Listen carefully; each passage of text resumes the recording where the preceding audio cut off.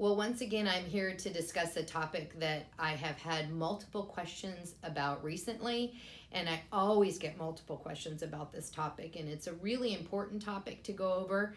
And I'm just going to hit some real basic highlights right now, and I may do additional videos, or we may schedule a parent a meeting where with a parent panel where you can discuss this with parents. But a certain percentage of our clients that come to Cutting Edge and are in our area have actually diagnosed disabilities.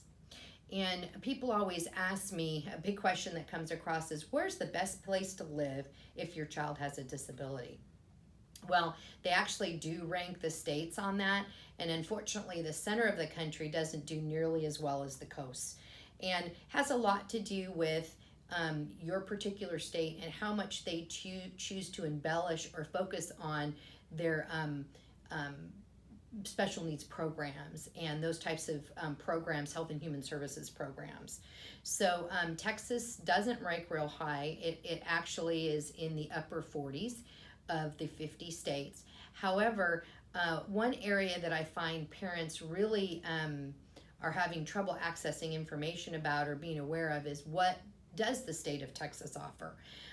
As a parent who did raise two young men now with disabilities, I was in that same melting pot many years ago with two young boys, and I actually heard about these programs through another parent.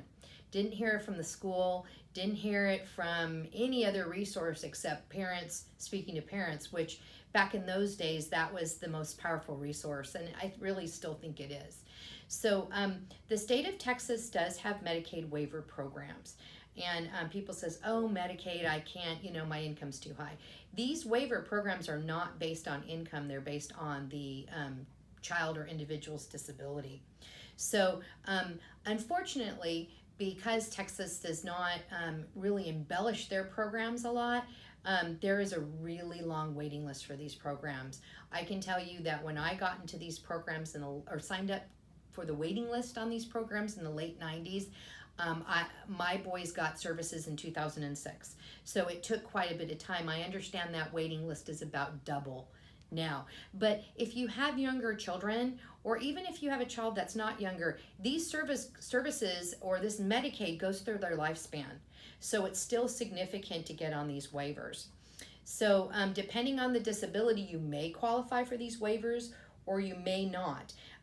Many of these waivers provide respite services, they provide attendant services, they provide therapy services, some of them provide housing. It really depends on the waiver and how large the waiver are. Some of the waivers are smaller and have a smaller budget, and some of them are very large. The larger ones tend to, of course, have a longer waiting list. The way the waivers work is, let's say you sign up for 3, and let's say the first waiver you become eligible for is MDCP, which is, I'm not good with the anachronism, but it is a waiver for, it stands for Medically Dependent Children's Program. And that tends to be on the smaller side, but the waiting list isn't as long. When you're on that waiver, and let's say you also signed up for Home and Community Services, which is HCS, and you signed up for CLASS, which is, CLASS stands for Community Living Assistance and Supported Services. You can only be on one waiver at a time. So you would have to give up that waiver and go to a new one, and some of them have different focuses and different budgets. But that being said, you can definitely go to the Department of Aging and Disability Services where they talk about these waivers. The screen I'm referring to right now is navigatelifetexas.org. So if you just Google Medicaid waivers in Texas, you're going to find information about them and how to sign up for them, and I will tell you that.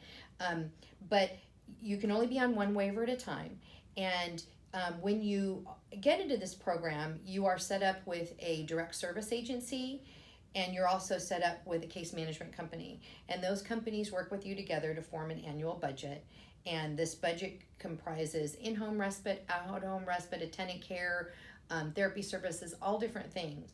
And then they will put you in contact with the therapy services that contract with them, or the in-home and out-home respite providers that contract for them. You can choose to do these services through an agency, or you can choose to be your own service provider. So if you do it through an agency, then that agency would provide the attendance for you. If you do it on your own, then you're interviewing and selecting your own attendance. That program's called Consumer Directed Services, or CDS. I am actually in the CDS program, and when I started out with my waiver, which is class, in 2006, I chose to be Consumer Directed Services just so I had a handle of who was working in my house. I was able to train them. They still support me with payroll, and that's all built into my budget. But the feedback I got from other parents was it was a little more work on the CDS side, but I was able to get better quality providers. So that's just a few insights. But if you're interested in getting on the interest list, there's actually an 800 number you can call, 1-877-438-5658. Again, that's 1-877-438-5658. And you can go ahead and get on the class or the MDCP or the deaf, blind, and multiple disabilities waivers through that phone number. If you're interested in something like HCS, you can sign up for that waiting list through your local MHMR or LifePath Systems provider. Here in Collin County, we have one in Allen. You just call up and you ask to get on that waiting list. There are certain criteria which those agencies can explain to you, and when you come up on that list, they're going to make sure you meet that criteria. It's not a financial criteria. It has more to do with the child or the individual's disability and also their cognitive level. So I highly recommend you sign up for those lists. And again, respond to me and let me know if you want more information about this or you want to have further discussion. I'd be more than happy to share with you my experience. Some of it has been very positive. Some of it, of course, has not, just like life is. Nothing's perfect, but I think it helps to know that there are other resources out there for you and that there are other parents that can assist you in that process.